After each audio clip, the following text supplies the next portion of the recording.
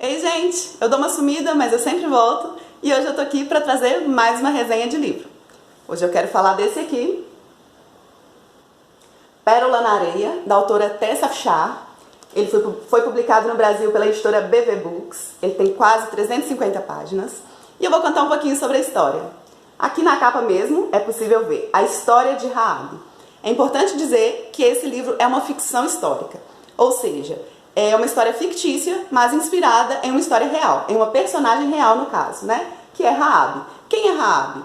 Uma personagem que aparece na Bíblia, especialmente no livro de Josué, que era uma prostituta que abrigou 2 espias de Israel e preservou a vida deles, e por isso eles fizeram um pacto de que quando Israel fosse invadir Jericó e destruir a cidade, eles preservariam a vida dela. E isso aconteceu, ela passou a viver com o povo de Israel, e lá na frente, na genealogia de Jesus, no livro de Mateus, Raabe é citada como aquela que gerou Boaz, que gerou futuramente o rei Davi e até chegar em Jesus. Enfim, Raabe era uma prostituta cananeia que entrou para a genealogia de Jesus por causa da fé dela e por causa do que ela fez ali com aqueles espias de Israel. História real. E aí, com toda a habilidade, com toda a licença poética, a Tessa Afshar começa a contar o que poderia ter acontecido ali naquele contexto. Então ela cria a história de Raabe, que não é contada na Bíblia. Ela começa lá quando Raabe tem 15 anos de idade. Ela nos apresenta a família dela e conta que eles estão passando por uma terrível seca, uma situação muito complicada, onde a terra não está produzindo nada, as pessoas estão desesperadas por não ter o que comer.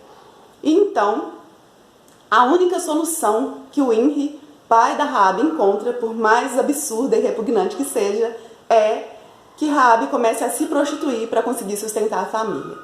E é duro de ver como que para ela, tão difícil quanto ter que vender o seu corpo para sustentar a família, foi essa quebra ali no relacionamento com o pai dela, sabe? Ela se sente traída, ela quebra a confiança que ela tinha no pai, a afeição que ela tinha pelo pai, aquela coisa de achar que ele nunca faria nada de mal com ela. Então é muito sofrido ver isso, a sensação que ela teve, os sentimentos que isso produziu nela ali. Mas Raabe, sem ter opção, porque ela devia obediência ao pai, ela coloca uma condição nisso. Ela decide que ela vai se prostituir, mas não no templo, que era o mais comum ali naquela época. Porque ela já tinha presenciado coisas absurdas ali no templo, por exemplo, o sacrifício de bebês para os deuses lá. E ela decidiu no coração que ela jamais se curvaria diante daqueles deuses. Então ela fala que ela não vai se prostituir no templo. Então a opção que ela encontra é procurar um homem rico que tinha ali na região e se oferecer para ser exclusividade dele.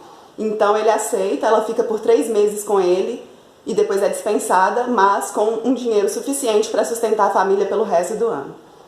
Como não tem outra alternativa, ela continua dessa forma, mas atendendo homens selecionados. Então aos 17 anos ela já tem dinheiro suficiente para não morar mais com a família, ela constrói uma estalagem para ela e vai morar sozinha.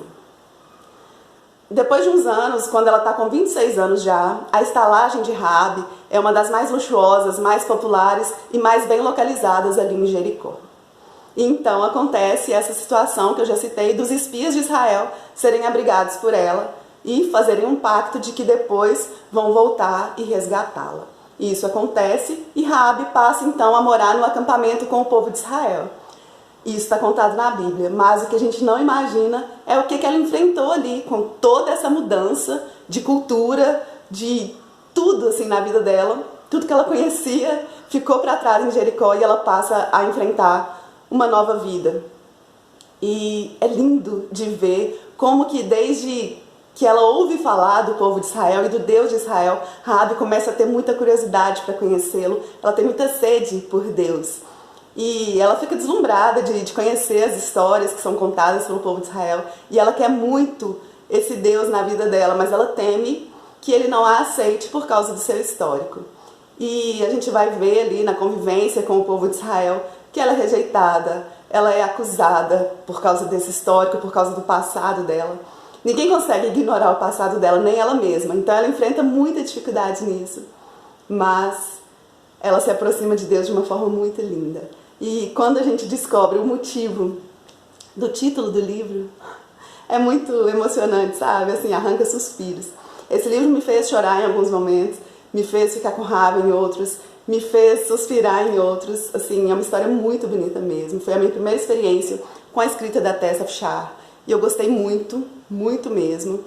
E assim, definitivamente, ficção cristã, romance cristão é o meu gênero literário favorito. E esse aqui não deixou nada a desejar. Então eu recomendo muito a leitura. Pérola na Areia, da BV Books.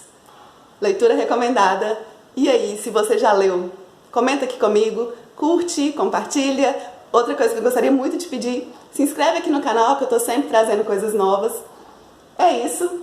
Obrigada por ter assistido até aqui. Fica com Deus e tchau, tchau.